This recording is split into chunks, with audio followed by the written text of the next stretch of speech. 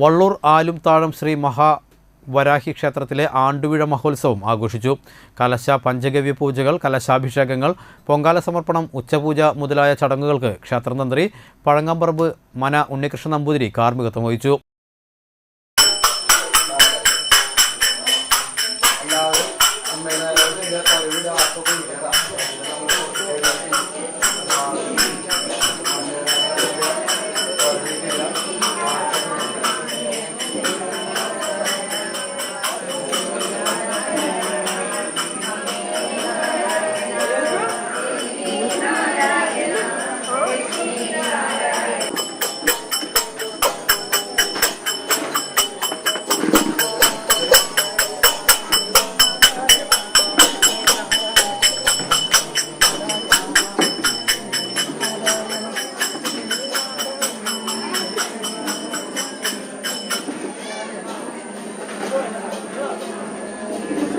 കേരളത്തിൽ വാരാഹി പ്രധാന ദേവതയായ ഏകക്ഷേത്രമാണ് ആലുംതാഴം ക്ഷേത്രം.